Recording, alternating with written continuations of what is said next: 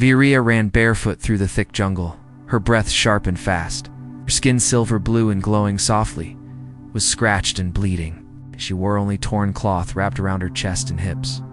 That's all she had left after escaping. The slave ship crash.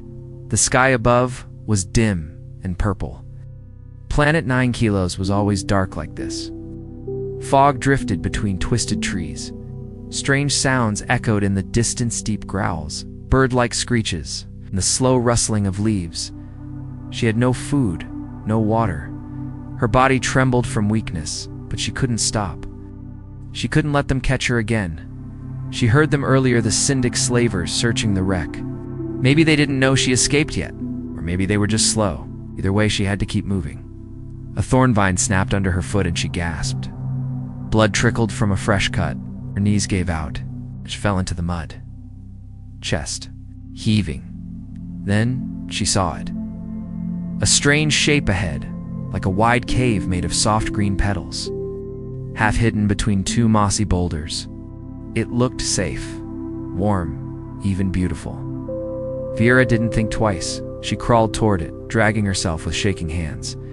Her body ached, her head throbbed, and every breath hurt. She reached the entrance. The air smelled sweet, like honey, and flowers. She moved inside, but something felt wrong. The ground inside was soft, too soft, like it was breathing. She looked down, and the green petals pulsed, slowly closing behind her. Then came the vines. They slipped from the ceiling. The walls, even the floor moving like snakes. One wrapped around her ankle, another curled around her thigh. She screamed and kicked, but more came. Vines tightened around her arms, yanking them above her head. One slid across her bare waist, another touched her neck. No, please. She cried out. The plant didn't care. It wanted to feed.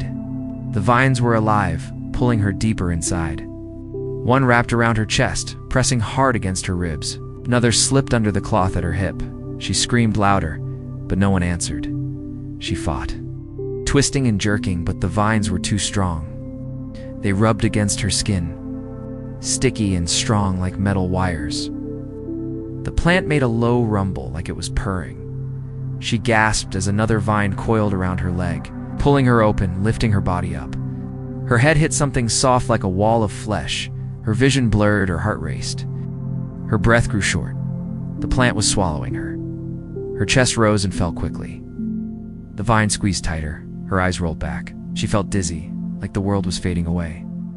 Was this how it ended? Was this her fate? She had escaped the ship, the chains, the slavers, only to be eaten by a plant. She let out one last cry. A broken scream lost in the green walls around her. Then something changed. A sharp sound like metal hitting barkut. Through the air, Viria blinked. A bright flash filled the chamber. Then dash hands, not vines, not tentacles. Human hands. Rough. Strong. They grabbed her waist and pulled hard. The vines around her snapped one by one, as if something was slicing through them. Green sap sprayed around. The plant roared, like it felt pain. She felt herself being pulled backward out of the tight, wet tunnel of the plant's throat. A voice growled, deep, angry. "Hold on," it said. She couldn't see clearly, but she felt warmth, muscle, a chest against her back. One arm wrapped around her waist. Another swung a glowing blade. Another vine fell away. Then finally, she felt air again, cold and wet but real. She fell into the mud, coughing and gasping. The plant behind her twitched, then sank back into the ground, like it was hiding. Viria rolled onto her side, eyes half open. She saw boots, heavy worn human boots. She looked up. Blinking through the fog and rain, a human man stood over her. Tall, broad shoulders, face shadowed under a hood. In one hand, he held a glowing knife. In the other, her torn cloth, which he gently placed over her chest without a word. "Are you alive?" he asked. She tried to speak but only coughed. He knelt beside her, checking her pulse, his hands careful and calm. "You're lucky I was nearby," he said Vera, stared at him, still shaking. Lucky. She didn't even know what that word meant anymore. Asterisk. Vera's breathing was uneven. She lay in the wet mud, her skin cold, her eyes half open. The vines had left red lines on her body, some deep, some shallow, but all painful. Her legs felt heavy, like they still remembered the pull of the plant. Her arms were weak, useless against anything. The human man didn't leave her side. He moved quickly but with care, checking her wounds with calloused hands. He poured a bit of clear liquid from a bottle onto a soft cloth and wiped the mud off. Her face? She flinched at first, but his touch was gentle. He avoided her more exposed parts, covering her modestly with the cloth he had picked up earlier. His eyes didn't wander. They stayed focused, sharp. "Name?" he asked in a firm voice. She tried to speak, but no sound came out. Her throat burned. She simply blinked at him. He nodded, understanding. "You're safe. At least for now," he said quietly. His voice was deep, and there was something about it strong but tired, like he had seen too much. He slid one arm under her knees, another behind her back, and lifted her easily. She was too weak to resist, too tired to even care. Her head fell against his chest. She heard his heartbeat slow, steady. A strange feeling crept into her. ... Trust. He walked through the dense forest, stepping over roots and avoiding sharp vines with practiced ease. He knew this place. He had been here before.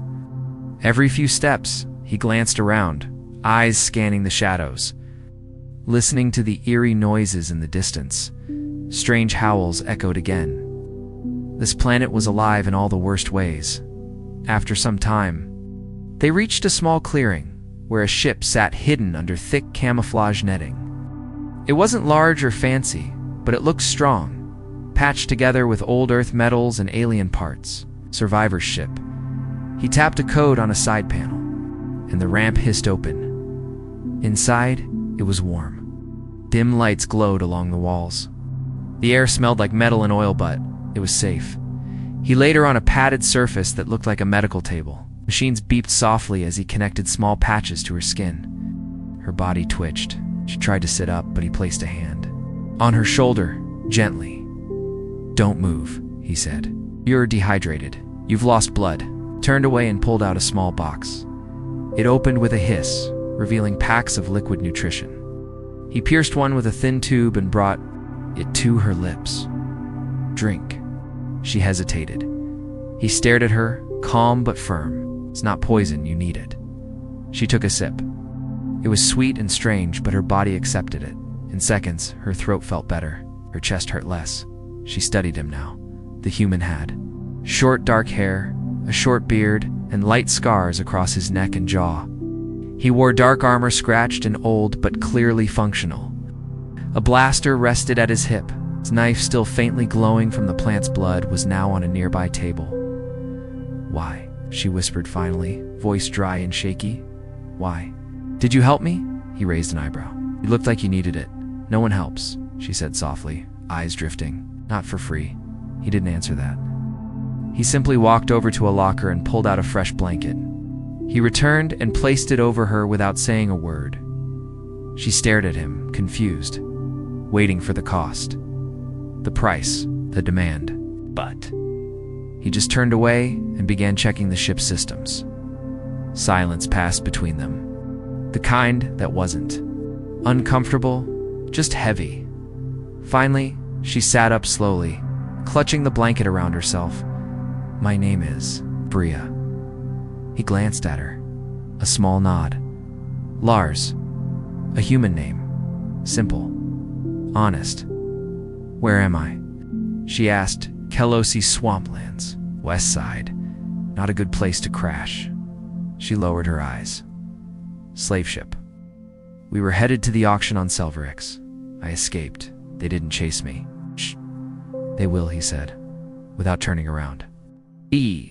Always do. Syndic slavers don't lose valuable cargo without trying to get it back."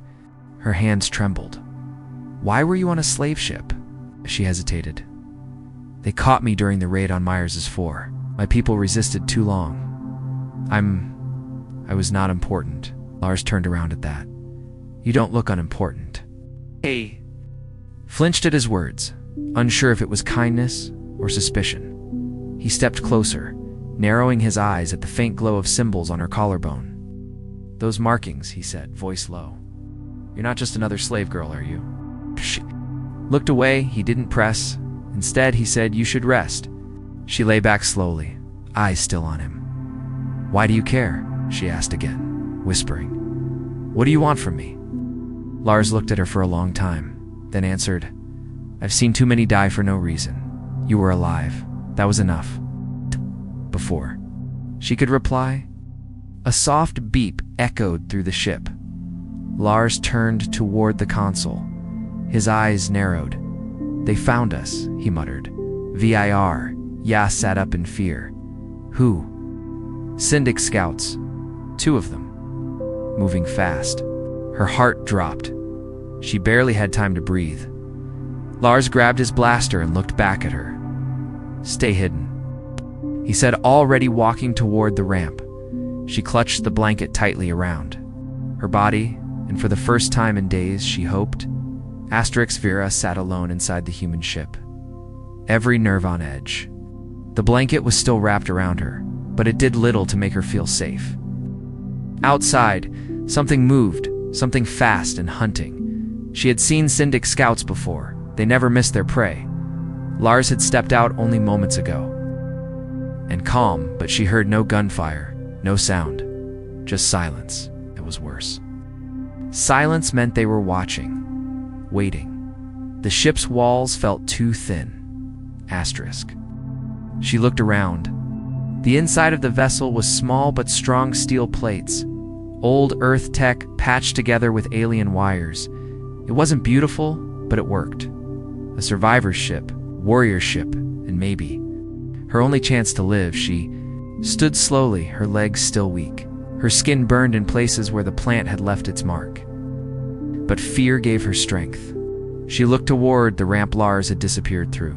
Then she heard it, a short, muffled sound. TCHK, TCHK, PFFF, T like air being sliced. Her heart pounded. She crept forward, bare feet quiet on the cold metal floor, and peeked through the narrow gap in the ship's door. The jungle outside was misty, the trees glowing faint green in the distance. And then she saw them. Not just one. 2 Syndic soldiers, tall, covered in dark armor shaped like insect shells. Their arms long, each tipped with 3 sharp fingers. Tentacle-like extensions dangled from their backs, moving even when the rest of them stood still. Their eyes were small, glowing red. Their breathing came through mask vents, slow, mechanical, cold. She pulled back and held her breath. Lars was out there, alone. He had saved her from the plant. But could he fight them? Then a new sound, followed by a short shout, gunfire. A blue flash lit up the trees. Varia panicked. She clutched the edge of a cabinet to steady herself. Her mind raced. Should she run? Could she? No, she didn't. Even have clothes, let alone weapons. She had only one thing, her mind. Her mother once told her that the blood of their line was old. Their ancestors had gifts. Not all of them, but some. Rare ones. Gifts like sight, like pressure, yes, like sound without sound. It had never worked for her before, but maybe now. She sat on the floor and closed her eyes. The pain in her limbs faded, pushed back by focus. She listened, not with her ears, but with something deeper. She found the feeling something familiar, like wind inside her bones, and reached for it. Then there it was, a flicker, a heartbeat. Not her own, not human. Too fast, too cold. A Syndic. She felt its movement before hearing it. It was approaching Lars from behind, silent, crawling low. No, he wouldn't see it in time. She opened her eyes. Lars, she screamed. Outside, the human turned sharply, lifting his weapon just in time. A bolt of purple energy passed over his shoulder, missing by inches. He dropped low and fired back. The jungle lit up for a second.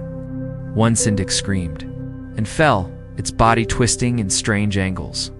but the other faster, smarter charged at him. Lars blocked the first strike with his blade.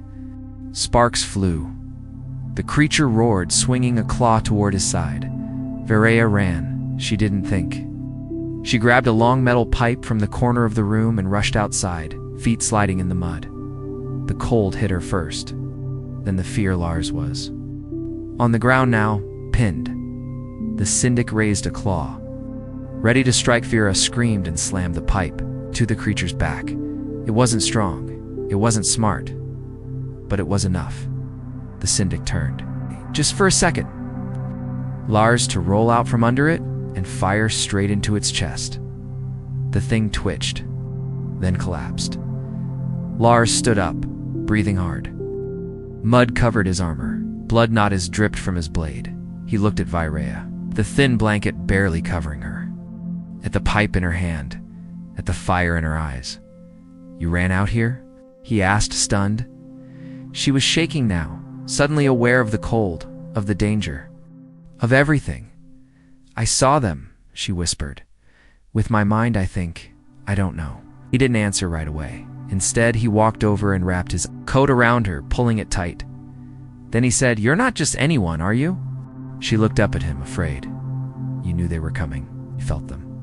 "I don't know how," she said. "I never could before. Not like this."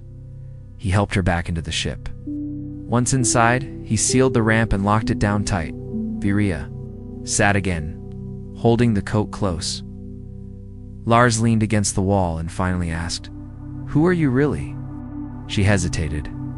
Then she answered, "My name is Vera Tarsal of the Starborn line. My blood carries the royal pulse." Lars didn't speak for a moment. Then slowly he said, "That's why they want you so bad." Vera nodded. "They're not done yet. There will be more." Lars looked at her, then at the bodies outside, then back at her. "Then we hit first," he said. She blinked. "What? You helped me save myself?" he said with a grin. "I'll help you burn their world down." And in that moment, she didn't feel like a slave anymore. She felt like something else, something dangerous, and she wasn't alone. Asterisk. Vera sat in the co-pilot seat now. Lars was at the controls, eyes scanning the flickering holoscreen in front of him.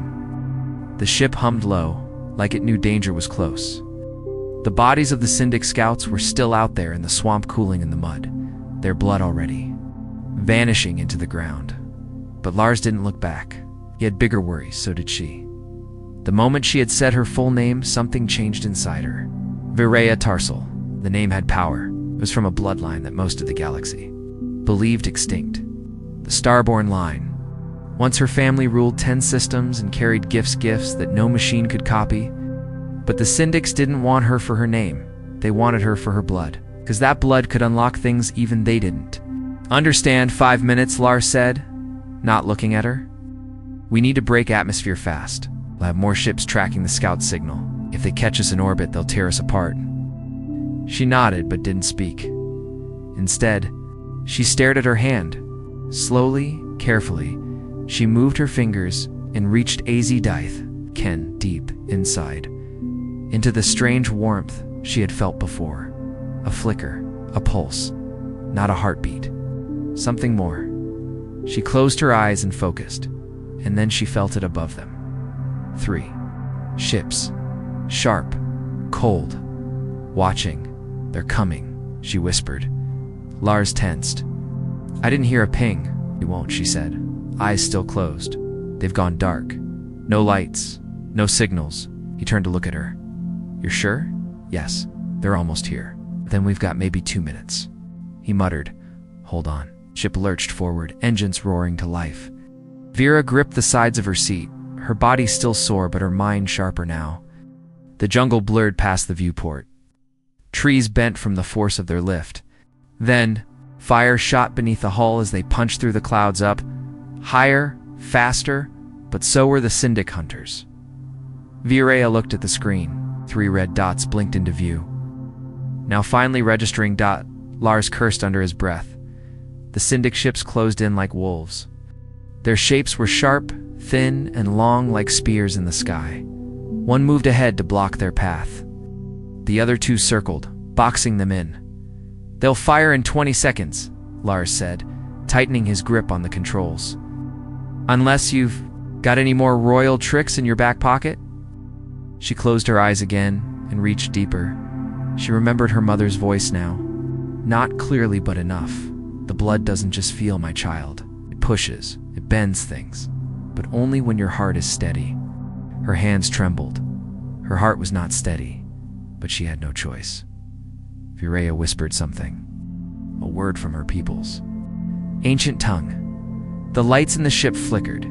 The engines made a strange, high-pitched whine. And then, something pulsed out from her. A wave, invisible, silent, but real. The closest Syndic ship twitched on the screen.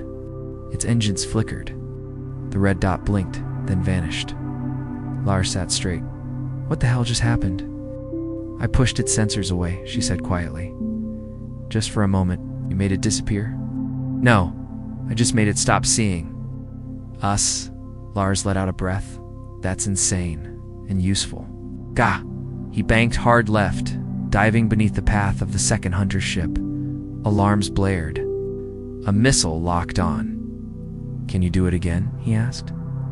I don't know, she said. Her face was pale now, sweating. It hurts. He reached over and touched her shoulder. Don't push too hard. I'll handle the rest. She looked. At him, there was no fear in his eyes. Just focus. Like danger was something normal to him. She believed him. Another red blinked out.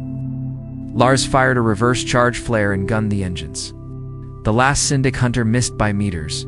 They were free. For now, silence filled the cockpit. Stars above stretched as the ship hit orbit. Lars leaned back and let out a long breath. That was too close, he said. Vera nodded weakly. I don't think I can do it again, she whispered. Not without rest. You won't have to, he said. We'll hide somewhere for now, then plan. She turned to him, still clutching the blanket around her shoulders. Why are you helping me? She asked again. Her voice was soft, but serious now. He didn't answer right away. Instead, he opened a compartment and pulled out a folded uniform. He handed it to her. Not much, but it's better than nothing, he said. You can't walk into war wearing. A blanket, she smiled faintly. Thanks. He looked at her for a long second, then finally said, Because I used to watch people like you die, over and over. I'm tired of watching. That answer hit harder than she expected. She took the clothes and stepped into a side room. When she returned, wearing the faded jumpsuit that barely fit her shape, she looked more like a fighter than a victim. I have to go back, she said. Lars looked at her, raising a brow. Back where? Where they keep the others? She replied, There are more like me, still in chains. I escaped. They didn't. He studied her. You sure you're ready for that? She met his eyes. I wasn't ready for the plant. I wasn't ready for the scouts, but I lived. And now, he asked, now I fight. Lars nodded slowly. Then he turned toward the console. Good, he said. Because we're going to. Need a plan? And a ship that hits harder than this one. Outside the viewport, the stars stretched ahead. Envira, once a captive, once almost consumed, was no longer running. She was aiming asterisk. The stars outside looked peaceful, cold, quiet, endless. But peace was a lie. Vera knew that now. She stood near the viewport, her arms folded, wearing Lars's spare uniform. It was loose in some places, snug in others, but it made her feel less exposed. Her silver blue skin still showed at the collar, glowing faintly in the low light. She looked stronger, not just because of the clothes, but because of what she had become. She wasn't the same girl who had crawled into a plant's mouth begging for safety. She wasn't running anymore. Lars entered the cockpit, carrying 2 steaming metal mugs. He handed her one without a word. What's this? She asked, sniffing the strange scent. Earth drink, he said, settling into the pilot's seat. Coffee. She took a sip and nearly coughed. It's bitter. It's fuel, he said with a grin. Just like the ship. She gave a small smile, then turned serious again. I need to show you something. He looked at her. She placed the mug aside and pulled open the front of her suit just enough to reveal her upper chest. Glowing lines like ancient writing ran across her skin. It was barely visible unless the light hit just right. Lars leaned in. That's not ink. No, it's woven into me. Part of my bloodline. The marks grow as we grow. These, she pointed to a cluster of lines shaped like a spiral, are coordinates. To what? A vault, she said. A hidden one. Far from Syndic patrols. My people called it the Deep Nest. It was where they stored the rare ones, the special captives, ones with pure blood. Lars frowned. Like you? Shh, she nodded. I was moved before I could be locked in there. But I heard whispers. They store girls like me untouched, bound, silenced. Not sold, not used, just kept. For what? I don't know. Lars stared at the lines, then looked back at her. You. Want to go there? I need to. I have to get them out. Do you think we can just walk in? No, she said. But I don't need to walk in. She sat down beside him, her voice lowering. I can feel things now. Thoughts. Weak pulses. When I was near that place, I felt hundreds of us. Sleeping, trapped. Some almost gone. Their minds barely there. But I also felt something else. A rhythm, a signal. Like the place has a living mind of its own. Lars rubbed his chin. I've raided Syndic storage depots before, he said. Nothing's ever sounded like that. It's not just storage, she said. It's ancient. It was built by the Mirasi long before the Syndics came. My people used it as a holy site, but the Syndics took it and turned it into a cage. Lars stood and pulled up a star chart. He zoomed in on a dark corner of space, no major routes, no stations, just debris fields and dying stars. There, she said, pointing, were Vasht's system. He stared at the screen. That's deep in the dead zone, I know. No jump gates, no backup. If we go in there, we go in alone. I know. He turned to her, serious now. You're asking for a war. Asking for a chance, she said. Just one. I won't leave them behind. I was lucky they're not. Lars studied her for a long time. Then slowly he nodded. Then we hit it, he said. But we'll need something bigger. It landed. 3 hours later on a dust-covered outpost orbiting a broken moon, an old pirate port Lars used for emergencies. Inside its tunnels were rusted ships, black market tech, people who asked no questions as long as you paid. Vera stayed close to him, hood up, eyes down. Her presence turned heads, her skin, her glow, her silence. But no one dared approach. Not with Lars beside her. They made a deal with an old contact of his, an engineer named Marn, who owed Lars a life. Marn gave them a new ship. Heavier, armored, fast. Looked like a cargo hauler from the outside. But inside, it held hidden weapons and old Earth War tech that still worked. Virea stood in the hangar. Watching it, the ship has teeth. She said. Lars nodded. And claws. Enough to punch through Syndic gates. She turned to him. We won't just punch through. We break the lock. We rip open the cage. He smiled. That's the spirit. She smiled back, but it faded quickly. There's something else. What? She touched her chest again. Closer I get to that place, the more I feel. Pressure. Something deep and dark. Something watching. Lars raised an eyebrow. Alive. No, not alive like us, but aware. Hungry. He frowned. A trap? Maybe. Or maybe something worse? He placed a hand on her shoulder. Then we move fast. We break the locks. We get the girls. We get out. She nodded. And somewhere in the blackness ahead, a deep nest waited. Not just a vault, not just a prison, but something more. And whatever it was, I had no idea what was coming for it. Not a broken girl, not a lone human, but the start of a war. The deep nest didn't look like a vault.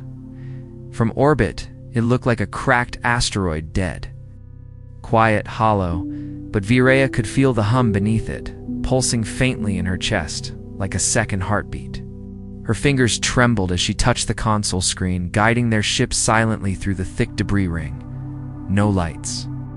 No signals. Just darkness and slow-moving rock. Lars sat beside her, jaw clenched, eyes scanning every sensor. Any movement? "No," she whispered, "but that doesn't mean no one's watching." The new ship, the Reclaimer, was quiet as death. Its stealth systems were running hot, nearly overloading the power core. But it worked. They reached the main docking ring of the vault without triggering alarms. From the outside, the structure looked ancient metal, grown over with rock, vines of cables stretching into space like roots. The airlock was shaped like a mouth, blackened and jagged. Something about it felt wrong. It's not dangerous dash wrong. Lars powered down the main thrusters and stood up, strapping a compact blaster to his side. "You ready for this?" he asked her. Viria didn't answer right away. She took a slow breath, then nodded. "I can feel them," she said. "They're still alive. Hundreds. Sleeping, but still there. And the syndics. Not many inside. Just a few guards, but there's something else. Deeper, bigger." Lars checked his blade and motioned to the hatch. "Let's move." The airlock hissed open with a long, rusty groan. They stepped into a dark corridor lit only by glowing blue lines that pulsed under the floor like veins. Ow. The air was cold and heavy. Their footsteps echoed. The walls were old, very old. Older than the syndics. Strange carvings covered every surface, half-rest by time. Some looked like stars. Others, like eyes. They walked for several minutes in silence. Then Viera stopped. "Here." She knelt down and pressed her palm against a plate in the wall. Her glowing markings lit up, and the wall split open silently, revealing a hidden tunnel. "That's not Syndic tech," Lars said. "No, my ancestors built this place," she whispered. "But even they feared it. They moved through the secret path, avoiding patrols." Viera guided them, her senses sharper now. She no longer needed a map. She felt the way forward, like her blood remembered. Then they reached it. A massive chamber, lined with glass pods. Rows and rows of them, stacked like shelves in a forgotten library. Inside each pod an alien. Girl. All different. All glowing faintly. All frozen in sleep. Lars stepped forward, stunned. This is a breeding vault." Virea nodded slowly. Her voice cracked. "They keep us pure, untouched. For rich buyers? Or experiments?" He looked at her, and "You were supposed to be one of them." "I was next," she said, her hands balled. "Into fists. Not anymore." She touched a control panel at the center of the room. It resisted her at first, then responded to her pulse. Lights flickered. Energy surged through the chamber. The girls inside the pods began to stir, slow, twitching eyes. Fluttered open, confused, afraid. But before Virea could speak, alarms blared. A Syndic guard burst into the room. His weapon aimed, but Lars was faster. 2 shots, the alien dropped to the floor. More? Footsteps followed loud, fast. "We don't have time," Lars growled. Viera knelt by the control panel, fingers flying across the old interface. "I can unlock them. I just need 30 seconds. You've got 20. Another blast rocked the hallway. Lars stood in the doorway now, firing into the dark, holding the line. Behind him, the first pod opened. A young alien girl fell into Virea's arms, shaking. Weak. "It's okay," Viera whispered. "You're free." One by one, the pods began to open. The girl stumbled out, dazed, confused but breathing. Then something shifted. The chamber trembled, the lights dimmed, and deep below the vault. Something woke up. Viera froze.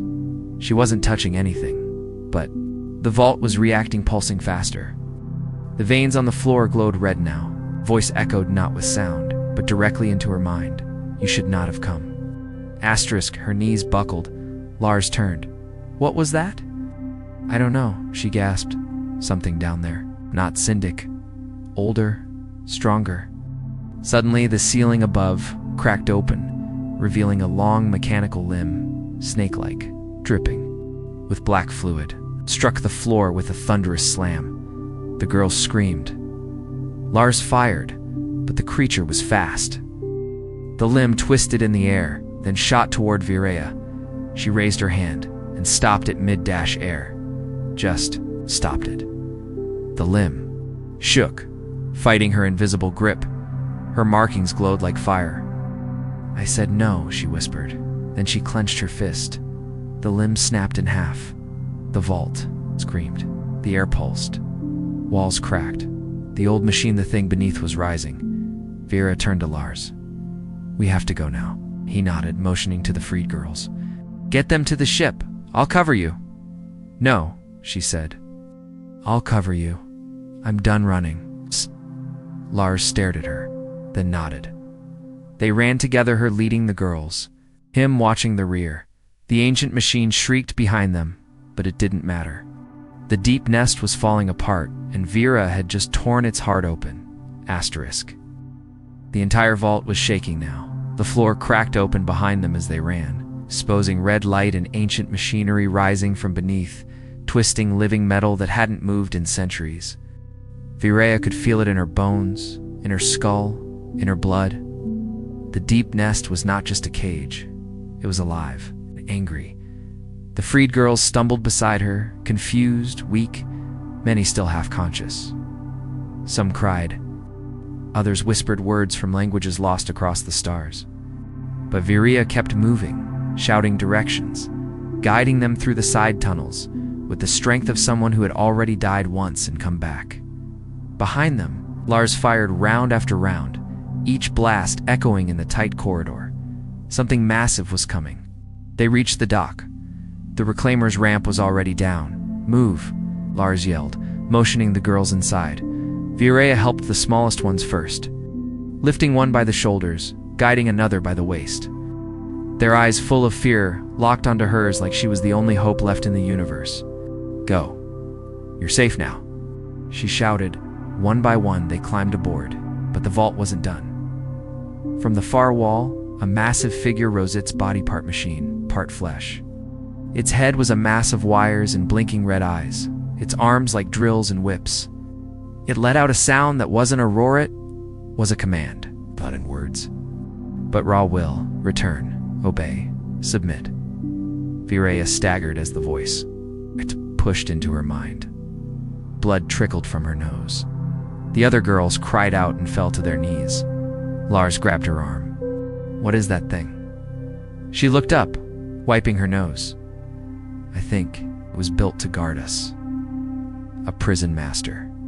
Before the Syndics even knew this place existed, he aimed his weapon. Then let's end it." She shook her head. "No, guns won't stop this." Then she stepped forward. Vera, Lars reached for her. "I have to," she said. "This place knows me. It listens to my blood. Maybe it will listen one more time." He didn't stop her. She walked toward the monster, barefoot now. Her feet burned on the hot floor, but she didn't slow. The markings across her body glowed brighter with every step. Lines of ancient power surged along her arms, her neck, her chest. Her hair lifted. Her eyes turned white with light. The monster raised one arm, ready to strike. She didn't flinch. She spoke not with words, but with will, no more. The machine froze, trembled. Its glowing red eyes flickered and dimmed, and then it knelt. Its massive form lowered into the ground like a beast bowing to a queen. The girls gasped. Lars's mouth parted, stunned.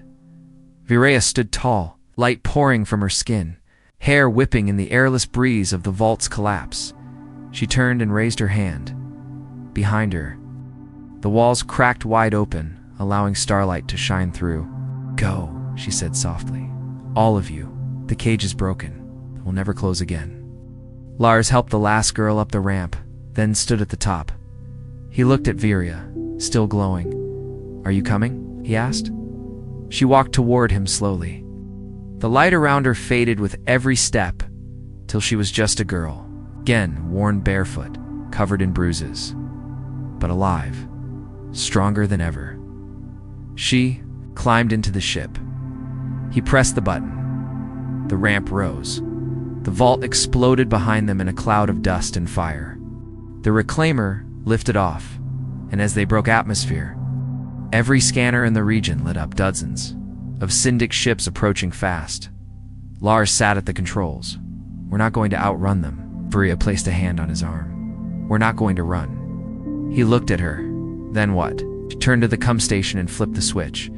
This is Virya Tarsal of the Starborn line, she said clearly, her voice strong. To any free world, any rebel cell, me fleet with Honorai have rescued over 100 royal-blooded captives from the deep nest. The syndics are coming. If you stand with me, come now. Lars blinked. You just called the whole galaxy. She smiled. Good. Let them come. Moments later, the syndic fleet arrived, but they weren't alone. Human ships blinked into space. Mercenaries, veterans, scouts. Old Maresi cruisers, rusted but still armed, flew in formation behind. Even a few rogue AI ships drifted in, blinking green. Dozens answered her call. Hundreds more followed, because one human didn't look away at when a girl was being swallowed alive. Because one alien girl dared to stand back up, glowing, bleeding, and unbroken. And because together, they had started a fire too bright to put out. As the first enemy ship locked on, Virya took the co-pilot seat beside Lars. She looked at him and said softly, You saved me in the mud. Now, we save the rest. He grinned. Let's make history. The stars ahead burned gold, and Virya was not afraid. Not anymore. The end asterisk.